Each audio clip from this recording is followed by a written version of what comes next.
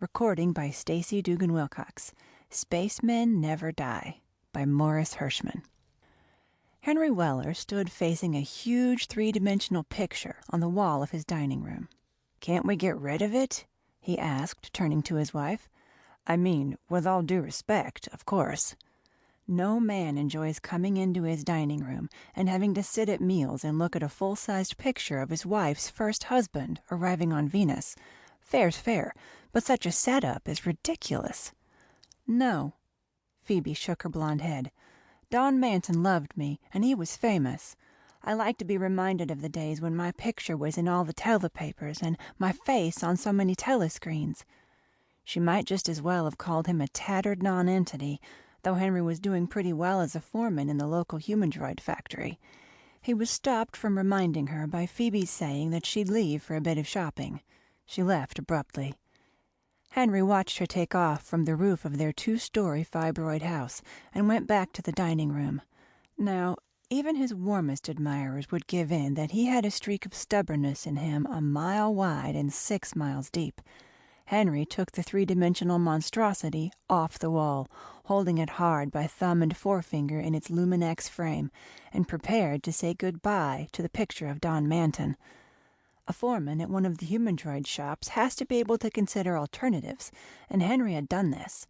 If he only hid the picture, there'd be a domestic crisis, and the picture would sooner or later be back on the wall. If he destroyed it, there'd also be a crisis, but one that would eventually blow over.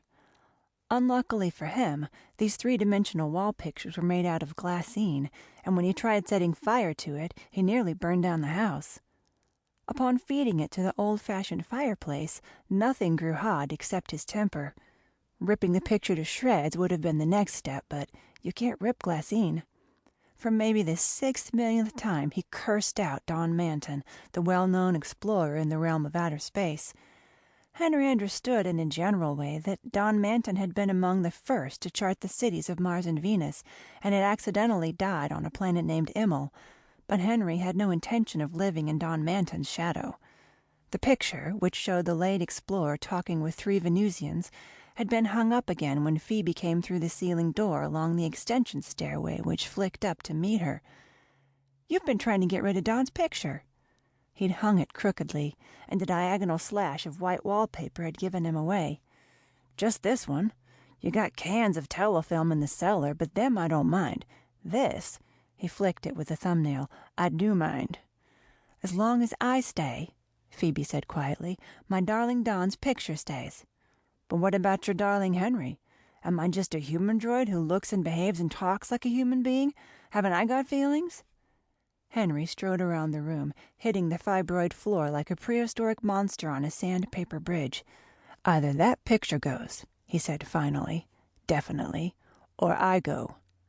Phoebe shook out her blonde hair, letting it fall about her shoulders. "Too bad." Inside of an hour he had packed his suitcases. Phoebe cried bitterly, but wouldn't budge about the picture. Henry took the plane. He put up at his club, went to the bar, and was gobbling down something called pressurized scotch when he heard a noise back of him. "Get away from me," said Henry, who was quite a few over the traditional 8 by this time. "I've had enough of Don Manton, let alone his helpers." Speed Roggs, who had taken a couple of trips with Manton, was tall and thin as the bar stool, and with a spaceman's ability to think fast when he had to. Loudly he ordered a Venus whiz, explaining to a disgusted Henry. "After the barkeep mixes the drink, he melts the swizzle stick and pours that in, too." He gulped the stuff down gratefully and then said, "Tell me your troubles, Hank." Henry did. Speed Roggs looked disgusted. "Are you serious?" he asked, and when Henry swore to cut Speed's throat on asking that again, went on, "Women are space mad." As Henry agreed, Roggs said, "The one thing you don't understand about Don Manton is that he was maladjusted. He couldn't stay still. He always wanted what he couldn't have. That goes for his feelings for women, too." Henry looked up with bloodshot eyes nearly popping out of his head. Roggs kept going. "Don and Phoebe never got along once they were married. It was Manton's fault. Like all explorers, he was unhappy over his lot and looked beyond the rainbow. In fact, He told me once that the only reason he went in for exploring space was to get away from his wife." Henry Weller suddenly rocked with laughter. He got to his feet, took Roggs, and went to his room, still laughing. He lay on the bed for half an hour. At the end of that time, he sat up. "Tell the manager I won't be here for supper," he said to Speed. "I've got a little trip to make." "Where are you going?" "Home, to give the good tidings to my wife." Henry's fibroid house looked about the same. He parked the plane and let himself in by the roof door and down the extension staircase. He found Phoebe in the kitchen bent over a pot, and at the sound of him, she turned. A near smile flickered in her blue eyes. "Phoebe?" "Henry?"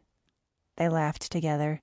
Henry wanted to tell her what he knew as bitterly and maliciously as possible, but he simply opened his mouth a few times. He couldn't say it. Everyone is entitled to an illusion, and this was Phoebe, his blonde wench, his wife, his woman. He looked a bit sick. She smiled. "Come into the dining room." The three-dimensional picture had been rolled up into the corner.